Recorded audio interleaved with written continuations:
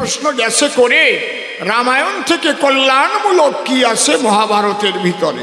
তাহলে শোনো, এবার দেই সমাধান। মহাভারতের আগের নাম ছিল জয়, তারপরে নাম ভারত, তারপরে নাম মহাভারত হয়। আমি বলি তোমার কাছে সমস্ত মুনি ঋষিরা একবার নৈমিষারণ্যে বসেছে, যত শাস্ত্রগ্রন্থ হয়েছে লিখন, কোন শাস্ত্র শ্রেষ্ঠ হবে সবাই একবার বলো ভেবে। যেমন মুনি আছে তেমন মত তারা করতেছে পোষণ। কেউ বলে কালিকা পুরাণ শ্রেষ্ঠ, কেউ বলে বেদ শ্রেষ্ঠ, কেউ বলে অমোঘ সংহিতা শ্রেষ্ঠ। যেমন যেমন মুনি ছিল এক এক করে বলতে লাগলো। তখন উতঙ্ক ঋষি উঠে, কি ওঠেন কেন অগোসাই, বাড়ি দূরে নাকি? কিছু কয় না, সারিয়ে সারতেছে। হরি বল। উতঙ্ক ঋষি উঠে ডেকে বলে সবার নিকটে, শোনেন, আমার হেন মনে লয় কি আমার এই অভিমত সর্বশ্রেষ্ঠ মহাভারত। সবাই বলে সিদ্ধান্ত দিলে, কিন্তু তার প্রমাণ না দিলে কি মেনে নেওয়া যায়?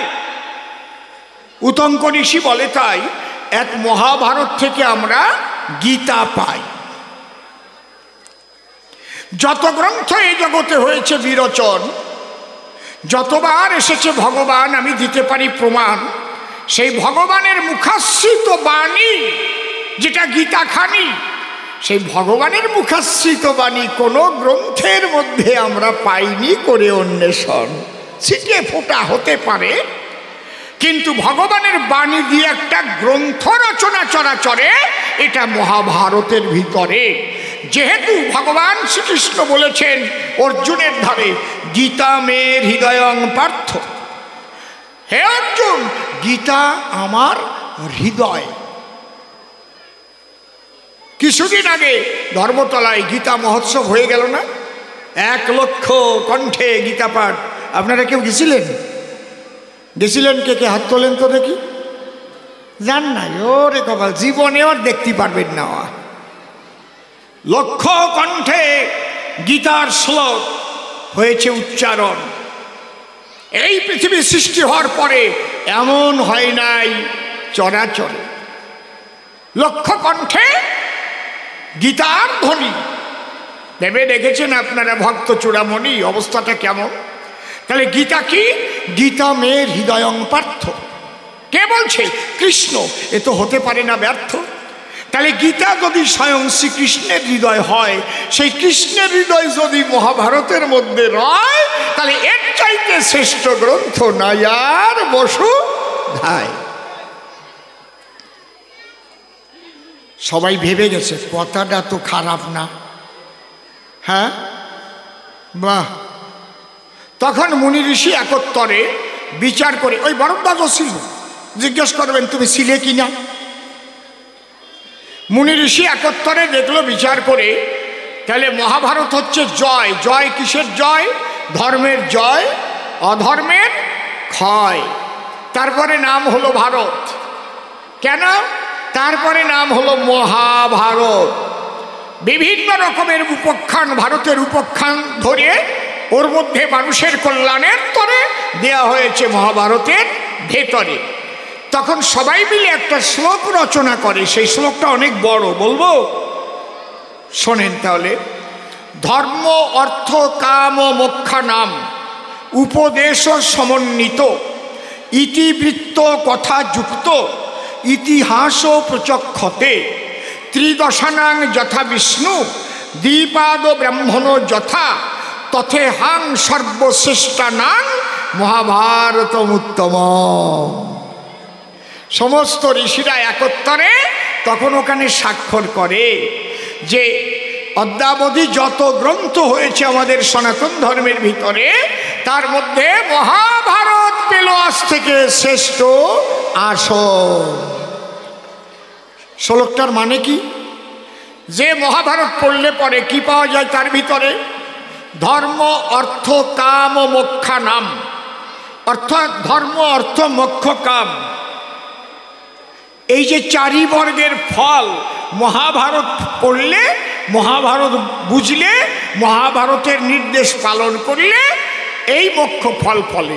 ধর্ম অর্থ কাম মোক্ষ নাম উপদেশ সমন্বিত ইতিবৃত্ত কথা যুক্ত ইতিহাস প্রচক্ষতে। খুলে বলি সভাপাশ, মহাভারতখানা একটা বৃহৎ ইতিহাস, ভারতবর্ষের বহু অজানা ইতিহাস মহাভারতের মধ্যে লেখা হয়। ইতিবৃত্ত কথাযুক্ত ইতিহাস প্রচক্ষতে ত্রিদশানাং যথা বিষ্ণু শ্রবণ করেন হয়ে সহিষ্ণু। স্বর্গমর্ত পাতালের মধ্যে দাঁড়িয়ে বলি সভা সান্নিধ্যে যেমন বিষ্ণু শ্রেষ্ঠ হয়, ত্রিদশানাং যথা বিষ্ণু দ্বিপাদ ব্রাহ্মণ যথা। দুই পায়ে প্রাণীর ভিতরে ব্রাহ্মণ শ্রেষ্ঠ যেমন চরাচরে। তবে কেউ যেন মনে মনে ভাববেন না ব্রাহ্মণ কুলে জন্ম ধরলেই সে শ্রেষ্ঠ হতে পারে। এটাও গীতার মধ্যে পরিষ্কার কৃষ্ণ বুঝাইয়া দেয় কি, যে ব্রাহ্মণ হতে হলে 9টা গুণ না থাকিলে সে কিন্তু ব্রাহ্মণ নয়। কি কি? সমদম তপশৌচ ক্ষান্তি রাজ্যববে বচ জ্ঞান বিজ্ঞানমাস্তিকং ব্রহ্মকার্য স্বভাবজম। এই 9টা গুণ যদি কোনো মুচির ছেলের থাকে, ব্রাহ্মণ বলে প্রণাম তোমরা করিও তাকে। হরিবল। বুঝতে পারছেন কি বলছি? যদি কেউ মনে মনে ভাবে তাই কবি গানে পাইয়ে গেছি রে ভাই, দ্বিপাদ ব্রাহ্মণ যথা। এই শুনিস নাই কবির কথা? দুই পায়ে প্রাণীর মধ্যে ব্রাহ্মণ কুলে জন্ম নিলে সে শ্রেষ্ঠ হয়।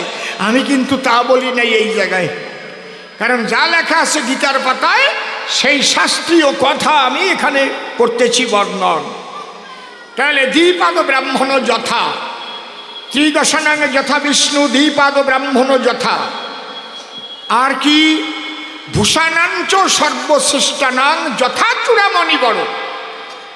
সমস্ত ভূষণের ভিতরে কৃষ্ণের মাথার উপরে যে মণি বিরাজ করে, নীলকান্ত মণি যারে কয়, সেই মণি যেমন শ্রেষ্ঠ। ভূষাণাঞ্চ বলছে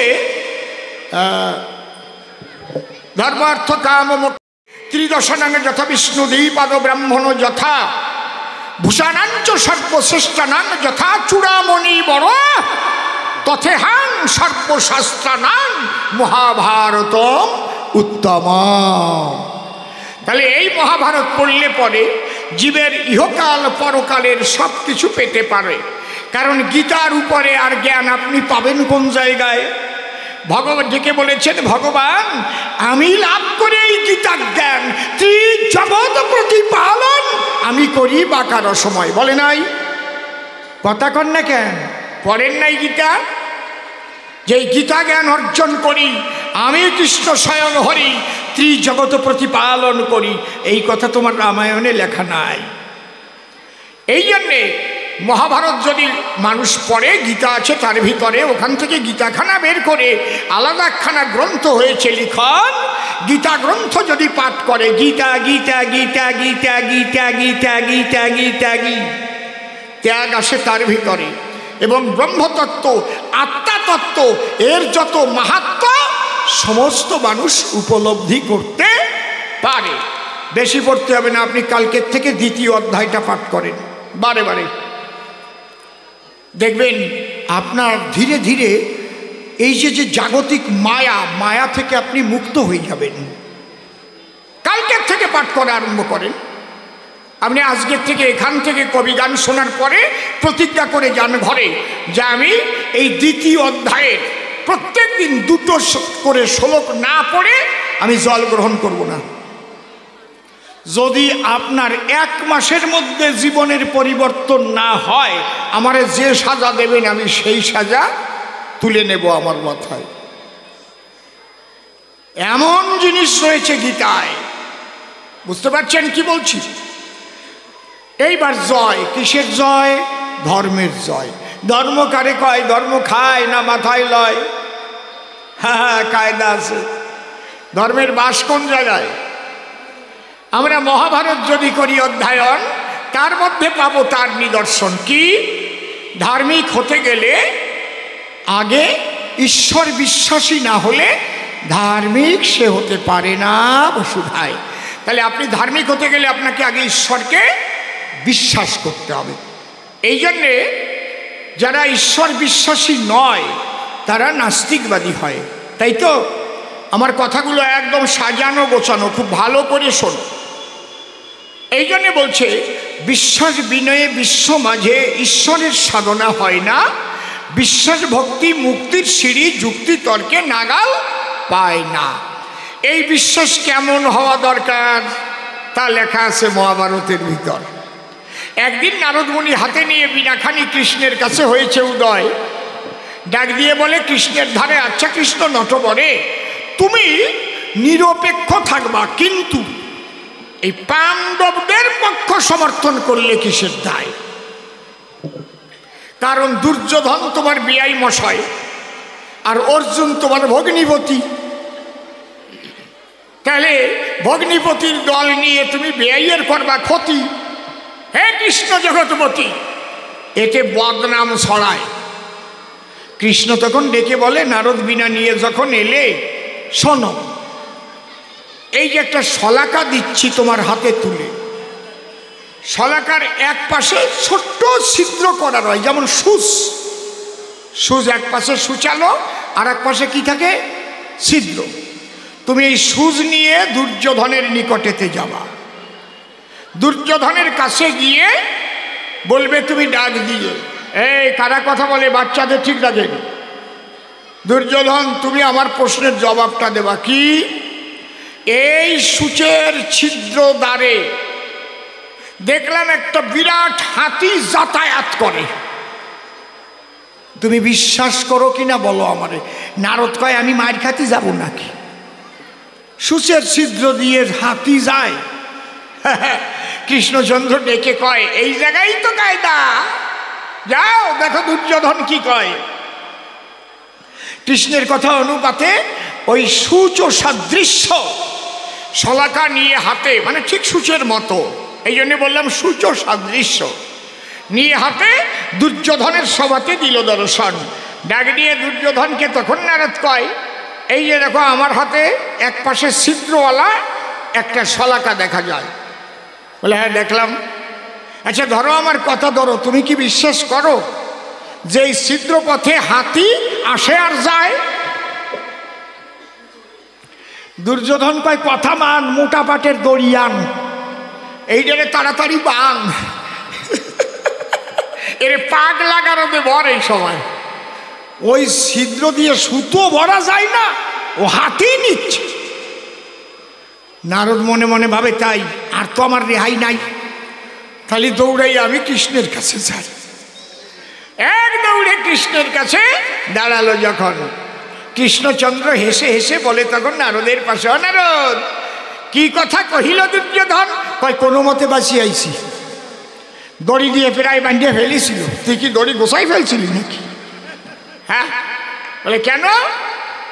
দুর্যোধন ডেকে কয়, ওই ছিদ্র পথে সুতো গাথা বড় দায়, আর তুমি বলছো হাতি আসে আর যায়। এই বিশ্বাস করে কোনো পাগল, কোনো জন? কৃষ্ণ তখন ডেকে বলে, ওখান থেকে যখন তুমি বিরূপ হয়ে এলে, ওই যে যুধিষ্ঠির আছে সভাতলে, ওর কাছে জিজ্ঞেস করো ওর বিশ্বাস হয় কি না হয়। কয়, ওর মধ্যে আমি আর যাব না। কেন? ওই যে গদাখানা হাতে করে ভীম আছে ওই দাদার দ্বারে, এইরকম বাজে কথা শুনলে পরে যদি এক বাড়ি মেরে মাথাটা চূর্ণ করে দেয়। বলে কৃষ্ণ, জগৎ পাতা, আমি থাকতে কে ভাঙবে তোমার মাথা? বলো না। যুধিষ্ঠির কি কয়? ওই শলাকাটা হাতে ধরে ডেকে বলে যুধিষ্ঠিরের ধারে, আচ্ছা তুমি কি বিশ্বাস করো এই ছিদ্র দিয়ে হাতি আসে আর যায়? ধর্মে কর্মে মতিস্থির, যার নাম যুধিষ্ঠির, ছেড়ে দিয়েছে নয়নের নীর। বলে, নারদ এখনো পরীক্ষা করছো আমায়? এটা যদি সাধারণ মানুষ ইচ্ছা করে কোনোদিন হবে না চরাচরে, কিন্তু আমি এটা বিশ্বাস করি, যদি এইটা করতে চায় আমার স্বয়ং দয়াল হরি গিরিধারী, সে যদি ইচ্ছা করে, তাহলে একটা হাতি কেন বিশ্ব ব্রহ্মাণ্ড সূচের জন্মপথে যাতায়াত করাতে পারে, এই বিশ্বাস আমি রাখি তার পদনখরে সর্বদাই। এত সোজা বিশ্বাস না। আমি একটু পুজো দিলাম, বিশ্বাস করলাম আমার ছেলেটার একটা অ্যাক্সিডেন্ট হলো, আর পুজো দেবো না। এত পুজো করে করে আমার ছেলেটা অ্যাক্সিডেন্ট হয়ে গেল, বিশ্বাস শেষ। বুঝতে পারছেন কি বলছি? যুধিষ্ঠির ডেকে কয় এটা সাধারণ মানুষের পক্ষে সম্ভব নয়, কিন্তু যদি ইচ্ছা করে আমার কৃষ্ণ দয়াময় বলি তোমার ধারে হাতি কেন ব্রহ্মাণ্ড পর্যন্ত ওই ছিদ্র দিয়ে যাতায়াত করাতে পারে। এরে কি বলে? কি বলে একে? বিশ্বাস। এইরকম বিশ্বাস যদি ঈশ্বর পদে কারো হয়, সেই ধার্মিক হতে পারে। বসে শোনেন নারী নরে, মহাভারত যদি পড়ে তাহলে একেবারে ধর্মের প্রথম পর্যায়টা সেখানে শিক্ষা দেয়। মানসিকতা কেমন হতে হবে এটাও মহাভারতে পাবে। আপনাদের আছে জানা? কি বলবো, সভ্য সভাতে সবচাইতে বৃষ্টি বেশি হয় চেরাপুঞ্জিতে, পাহাড়ের গায়ে, তাই তো? কিন্তু আমার কাছে বলুন দেখি, ওই চেরাপুঞ্জি পাহাড়ের উচ্চ শৃঙ্গে এক ফোঁটা জল পাওয়া যাবে কি? ওই জল কোথায় দাঁড়ায় বলেন? বৃষ্টি তো হয়, জল কোথায় দাঁড়ায় গিয়া? নিজ জায়গায়। বসে শোনেন নরনারী, কৃষ্ণ প্রেমের স্নিগ্ধ বাড়ি কোনো অহংকারী মানুষের হৃদয়ে দাঁড়ায় না কখন। একমাত্র তার তৃণাদপি ভাব হলে তার হৃদয়ে ভরে কৃষ্ণ প্রেমের জলে। দেখো মহাভারত খুলে আসে নিদর্শন। কি আছে? আর একদিন নারদ মুনি গেছে, ঠাকুর এত বদনাম শুনি আর পারা যায় না। এই সবাই শুধু কয় কৃষ্ণের ভগবানত্ব বুঝি যায় কেন? তুমি নিরপেক্ষ কমলাক্ষ, তুমি নিলে একটা পক্ষ, তোমার থাকে না পক্ষাপক্ষ, পক্ষ তুমি নিলে কিসের দায়? বলে আচ্ছা নারদ নাও। অমনি কৃষ্ণ নন্দলালা নারদের হাতে দিয়েছে 3টি মালা। বলে শোনো, 3টি মালা। কি কি মালা? একটা উত্তমের মালা, একটা মধ্যমের মালা, আর একটা অধমের মালা। এই 3টি মালা নিয়ে সাথে যাবে দুর্যোধনের সভাতে, গিয়ে বলবে আমি 3টি মালা পরাবো 3 জনের গলাতে, কিন্তু 3 ব্যক্তি একসাথে এই সভাতে থাকতে হবে বর্তমান। কে কে? একজন উত্তম ব্যক্তি চাই, একজন মধ্যম ব্যক্তি চাই, আর একজন অধম ব্যক্তি চাই। মনে করি ভাবনা 3 জন এক জায়গায় না পেলে কারো বলে কিন্তু মালা দেব না। যাও। কৃষ্ণের কথা অনুসারে 3টি মালা নারদ ধরে দুর্যোধনের সবার ভিতরে যখন দিল দর্শন, দুর্যোধন ডেকে কয় আজ আমার মালা নিয়ে আসছো কিসের দায়? বলে 3টে মালা পরাতে আমার আছে আকিঞ্চন। কারে কারে? বলে 3টি মানুষ যদি পাই এই সবার ভিতরে। কে কে? একজন উত্তম, একজন মধ্যম, আর একজন অধম। আছে? দুর্যোধন ডেকে বলে নারদের কাছে আছে না? তাই কি আমার মতো উত্তম আর আছে কোনজন? উত্তমের মালাখানি শোনো তুমি নারদ মুনি, মম গলে করো সমর্পণ। বাহ বাহ বাহ বাহ। তাহলে উত্তম পেয়ে গেলাম, তাহলে উত্তম পেয়ে গেলাম। মধ্যম কোনজন?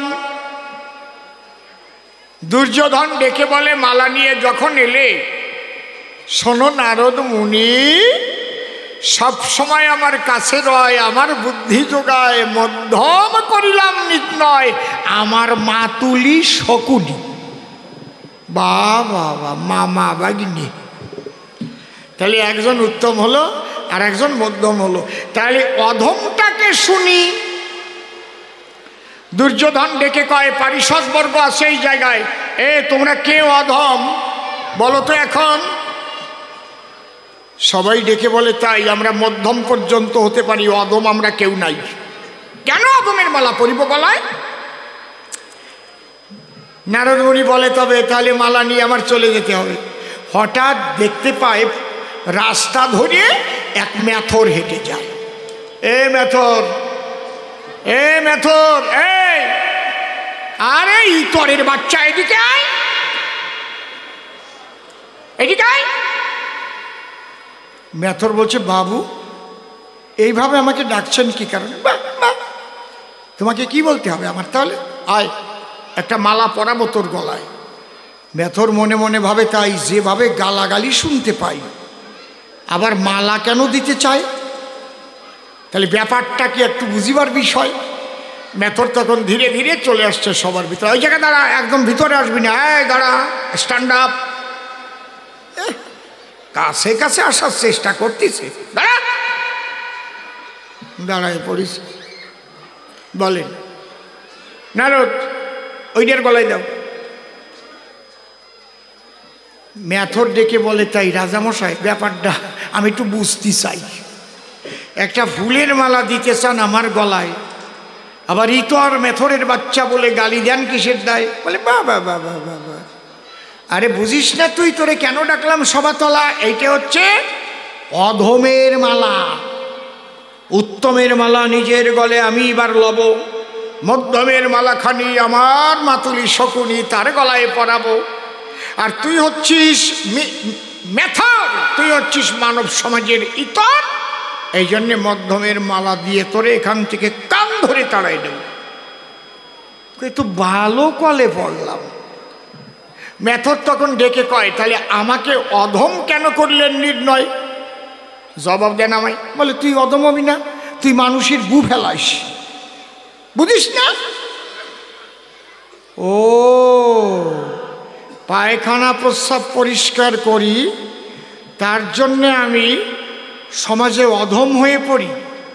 তাই যদি হয় শোনেন রাজা মহাশয়, আমাকে মালা হবে না দিতে, আপনি মালা নিয়ে পরান আপনার মায়ের গলেতে। আপনার মায়ের মতো মেথর আর কেউ নাই দুনিয়ায়। এই সাবধান সাবধান, মুখ সামলে কথা বলিস, মা তুলে কথা বলছিস। অধমের মালা আমার মায়ের গলায় দেবো? বলে, দাঁড়ান, আপনি আমাকে মেরেও ফেলতে পারেন, কিন্তু আজকে উচিত কথা না কয়ে যাব না।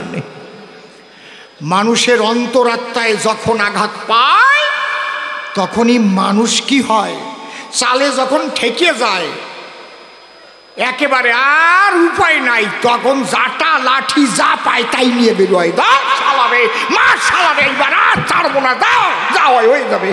বুঝেছেন ব্যাপারটা কি? মেথর চালে ঠেকে গেছে, ইতরের বাচ্চা মেথর বলে গালি দিয়েছে, সোজা কথা, মরে তো যাবই যাব, শেষ কামড় দিয়েই যাব, কপালে যাওয়াই ওই যাক। বুঝেছেন ব্যাপারটা কি? তাই রাজা মহাশয়, কি আপনার মায়ের গলায় অধমের মালা পরাতে বললাম কিসের দায় শুনবেন?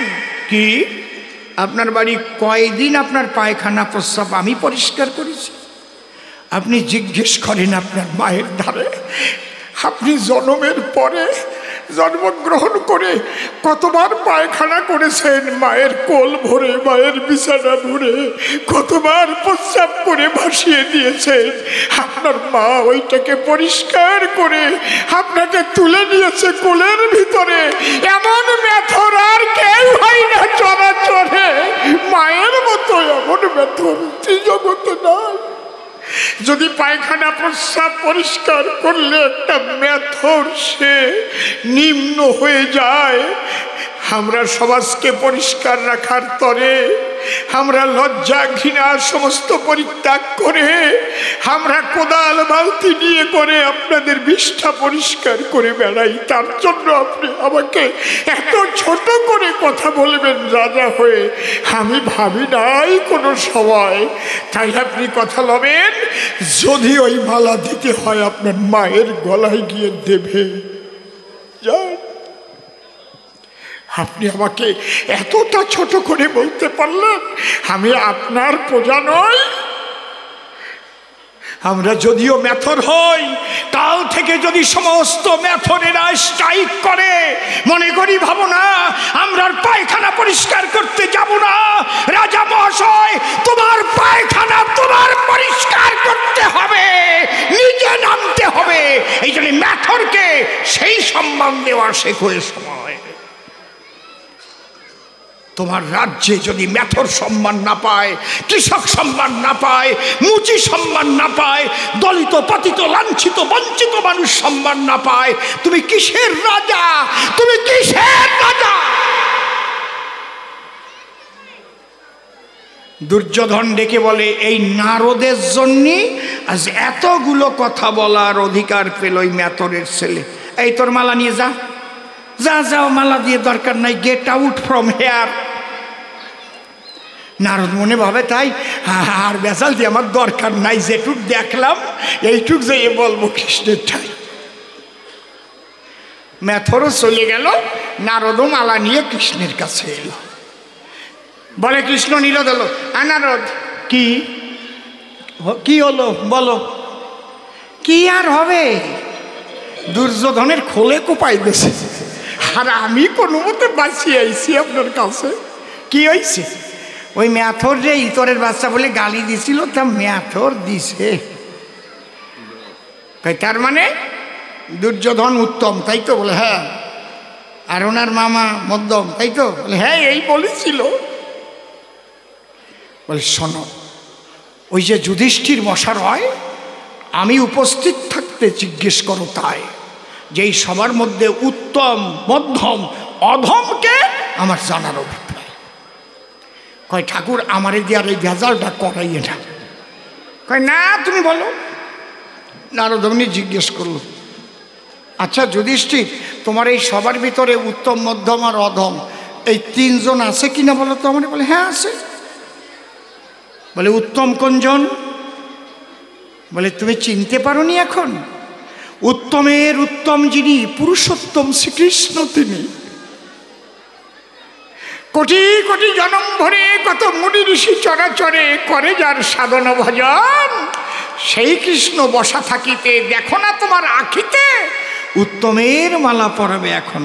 বাহ, কোথায় দুর্যোধন আর কোথায় যুধিষ্ঠিরের সুবচন।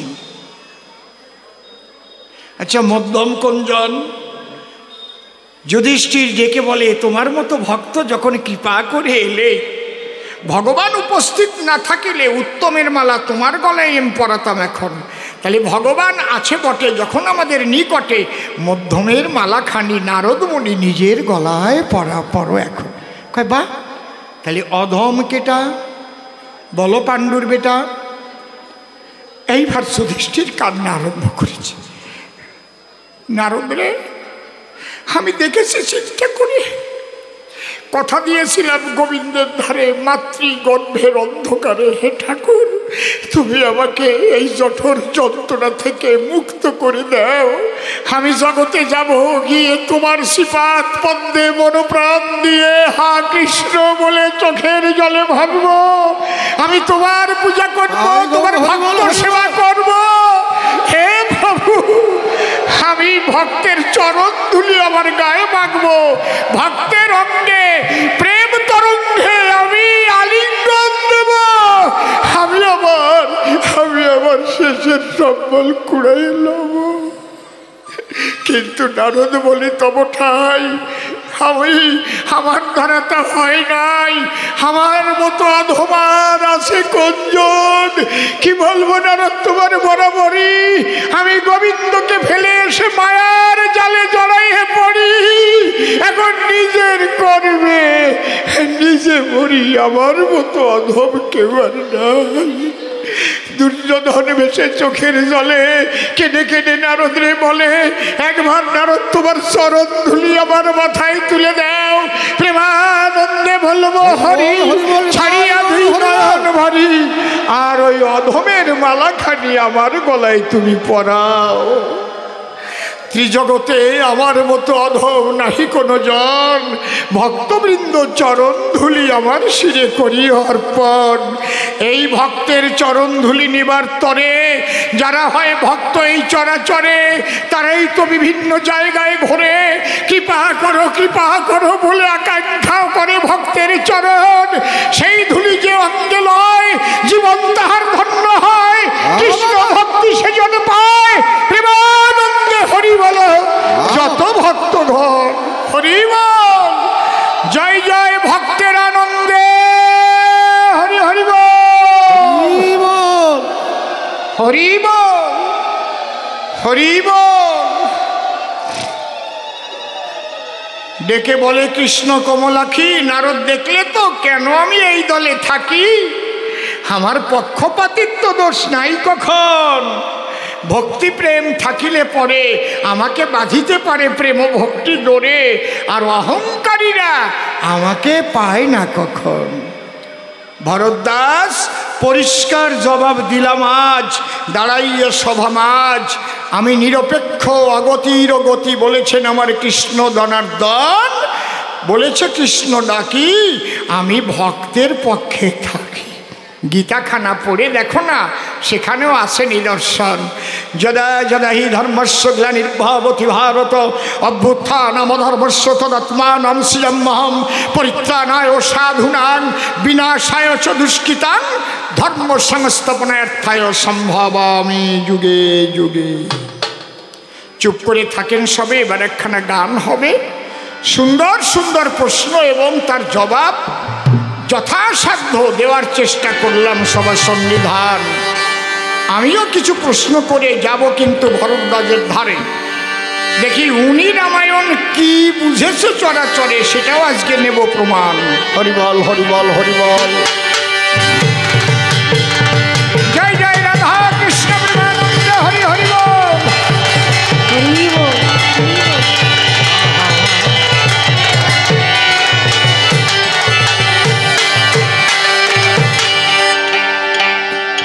এই জগতে ভক্ত যদি হয়, সে কি বলে?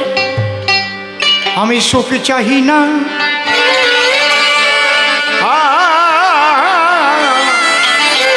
তোমার কাছে ওরে কাঙাল হতে আশা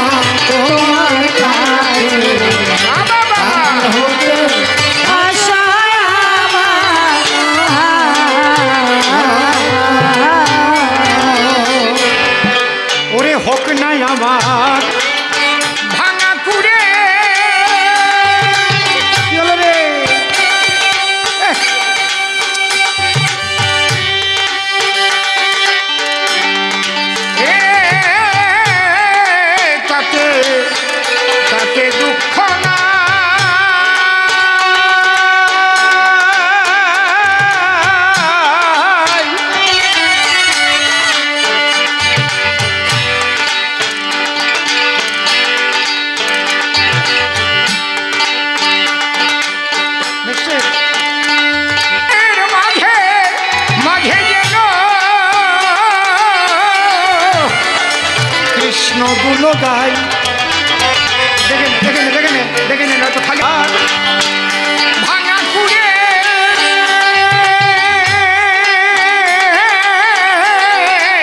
তাতে দুঃখ না,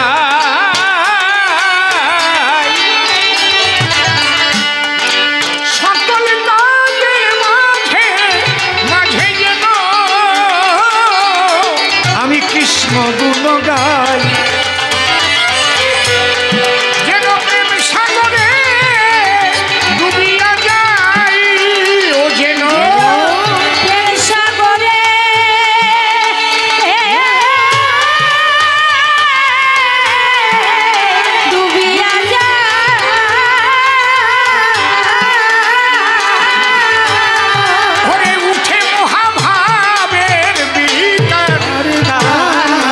Oh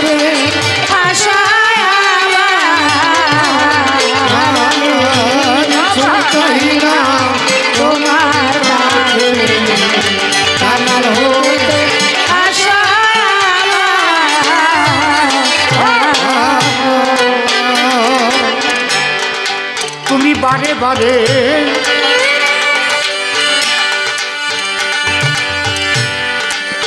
ধরে পাঠাও ভবে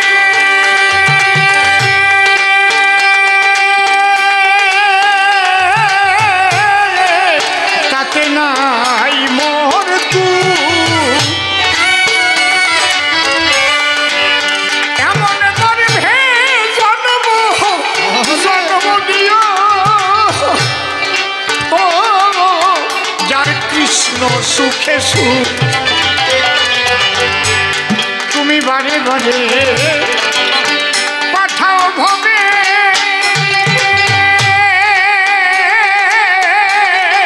তাতে নাই কোনো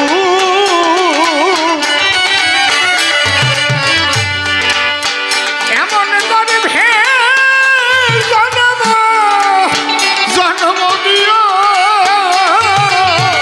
যার কৃষ্ণ সুখে সুখ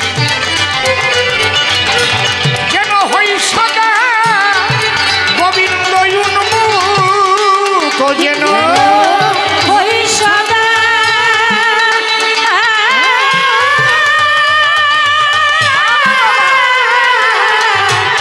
গোবিন্দ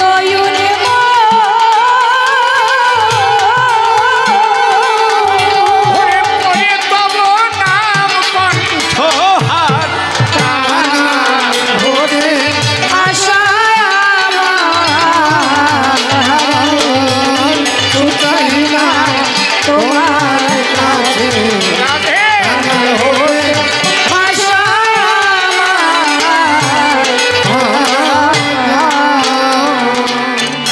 অধম সিম্বলে যে সুখ পেলে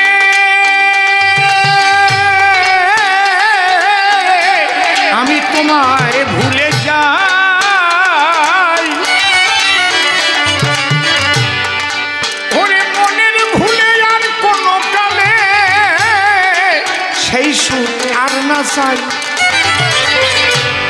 অধম সিম্বলে যে সুখ পেলে তোমায় তোমায় ভুলে যাই ওরে মনের ভুলে আর কোনো কালে সেই সুখ আর না চাই ও যে দুঃখের মাঝে তোমারে পাই ও যে দুঃখের মাঝে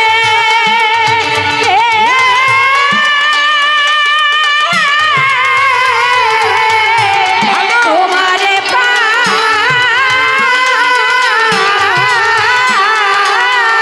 সেই দুঃখ সাগরে দিব সাঁতার হরে আশা ছুটাই না তোমার কাছে হরে আশা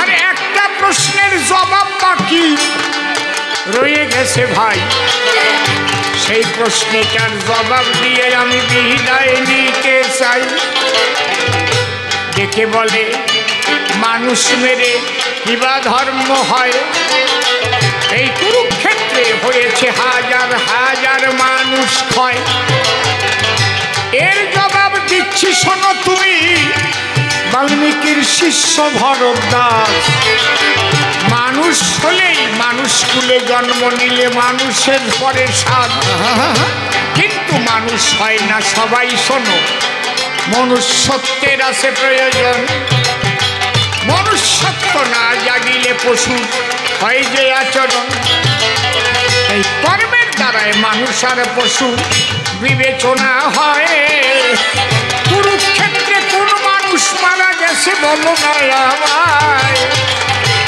যারা মরেছে কুরুক্ষেত্রে গো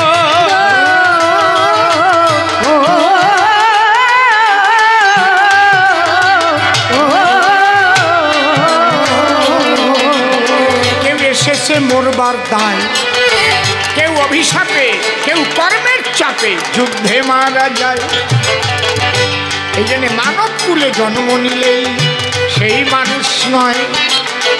মনুষ্যত্ব না জাগিলে মানুষকে পশু বলে কয়। কত মানুষ পশুর চাইতেও খারাপ আচরণ করে। একটু চোখ বুঝে চিন্তা করেন বসিয়ায় আসরে সেই পশুগুলো মানব কুলে করেছে জন্মগ্রহণ। সেই পশুদের আছে কিন্তু ফাঁসির প্রয়োজন। তাহলে সেও মানব কুলে জন্ম নিয়েছিল ভাই, কিন্তু এমন কর্ম করেছে ও জানোয়ারেও করে নাই। তাহলে এইগুলো মানুষ নহে গো।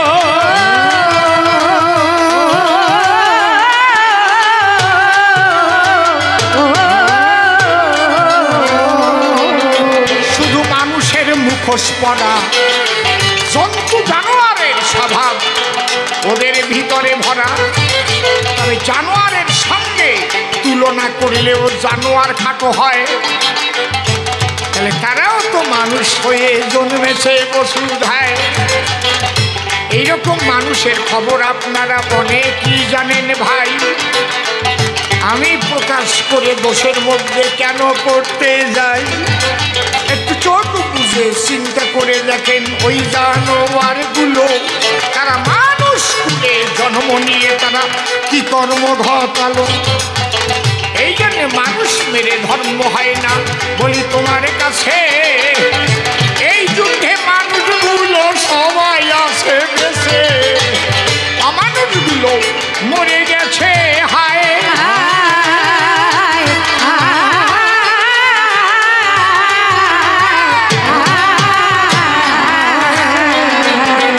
আমি মানুষ বাঁচাবার দায় যুগে যুগে অবতারে আসি আমি হরি দয়াময়। মানুষগুলো মরে না রে বলি তোমার কাছে। মৃত্যুর সঙ্গে পাঞ্জা ধরে মানুষগুলোই বাঁচে। ভক্তের বাদ্য ভাবারাধ্য আমি চিরকাল। মানুষের তরি ডুবতে গেলে আমি ধরি হাল। পরিষ্কার জবাব দিলাম তোমায় গো।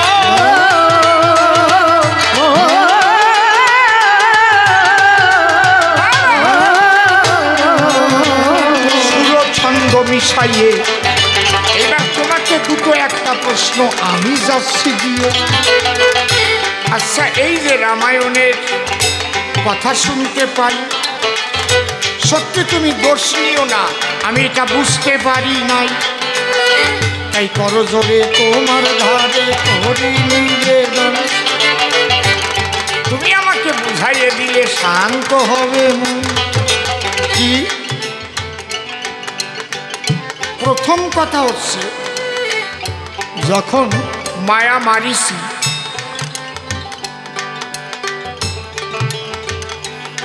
স্বর্ণমৃগ রূপ ধরে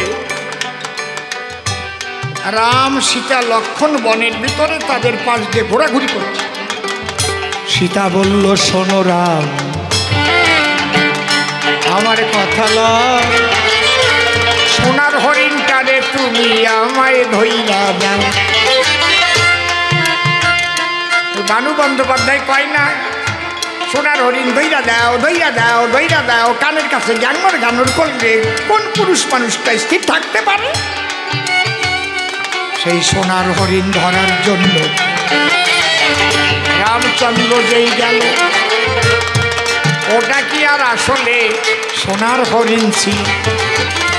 ধরতে পারে না মোটে যখন রাম ভগবান হরিণকে লক্ষ্য করে তখন ছুড়ে দিল বাণ। প্রথম প্রশ্ন কি, ওটা যে আসলে সোনার হরিণ না ভগবান হয়ে তা চিনতে পারলো না কেন? কি খারাপ প্রশ্ন করছি? সীতাকে তো বলতে পারতো ওটা আসলে সোনার হরিণ না, ওটা রাবণের মায়া মারিচি। মরিচি দেখলাম আমি যখন মরিচি তাহলে রাবণের একটু উপকার করেই যাই। রামের কণ্ঠস্বর নকল করে ওখান থেকে চিৎকার করলো, রামের কণ্ঠস্বর দিয়ে লক্ষ্মণ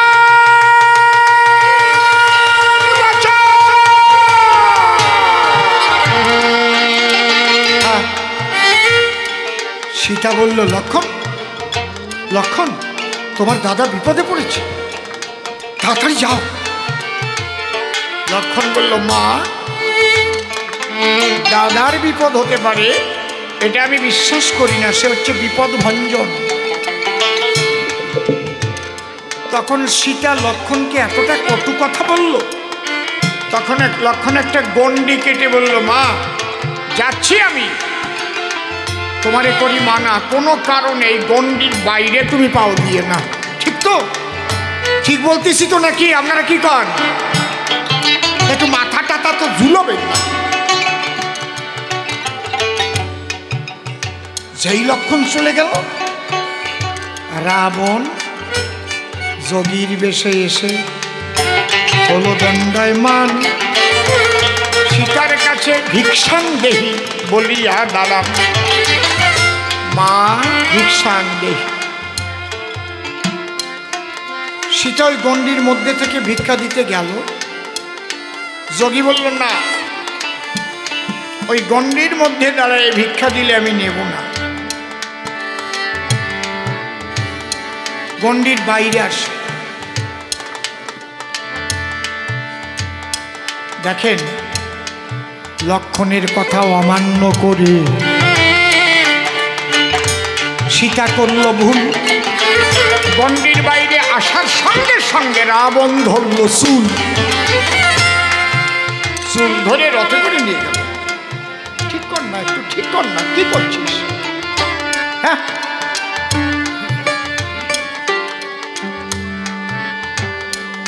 এখানে আমার প্রশ্ন, সীতা দেবী কেন রামের কণ্ঠস্বর চিনতে পারল না?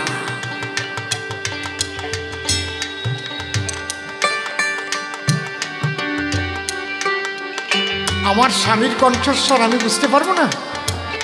কথা কয়েন কিন্তু, রাত 2টো হোক 3টে হোক, স্বামী দরজা এসে ডাক দিলি বোঝা যায় না যে কিরা ডাকতেছে? কি খোকার মা, ওঠো। এই, ওই তো আমাকে উনি এসে গেছে, নাকি আইডেন্টি কার্ড দেখানো লাগে কি? কিন্তু জগৎ লক্ষ্মী সীতা বলো সবাস্থান, স্বামীর কণ্ঠস্বর নকল করলো, বুঝতে পেল না কেন?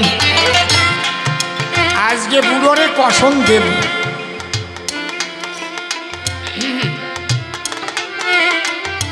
তাহলে 2খান প্রশ্ন করলাম, আর 1খান করবো? করবো কি কোন আপনার?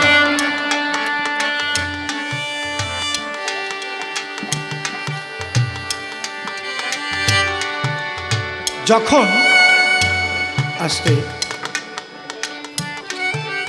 বিভীষণ বলল ইন্দ্রজিৎকে একমাত্র সেই বধ করতে পারবে, কে?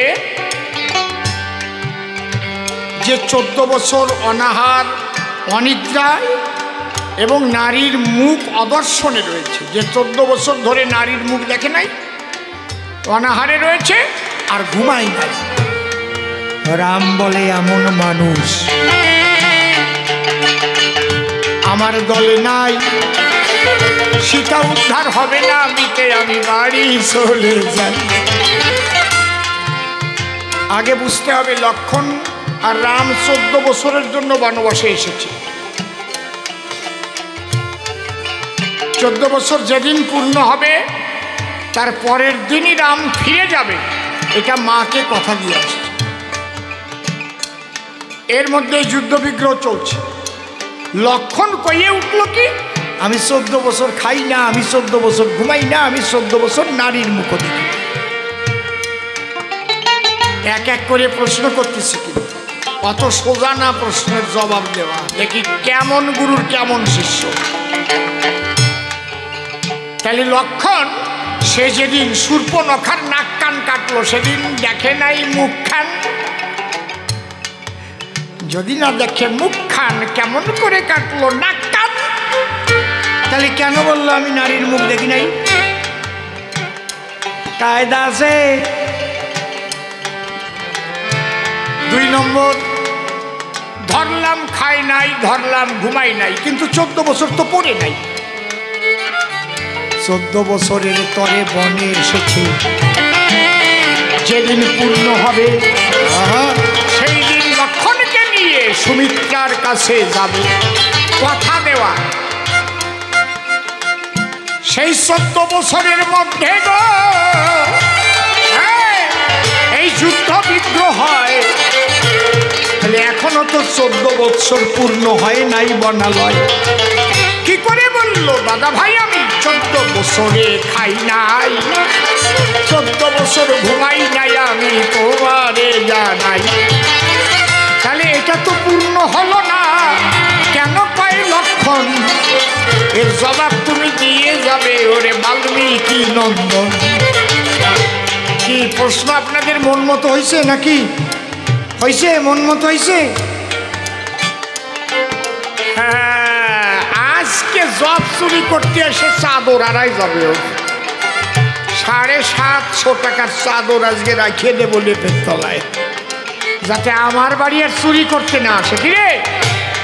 তাহলে প্রথমে আসরে যায়, প্রশ্নপত্র ছিল, তার জবাব দিয়ে আমারও 2-1খান প্রশ্ন করা হলো। এইবার একটা বিশেষ কথা কাগজে লেখা দেখতে পাই,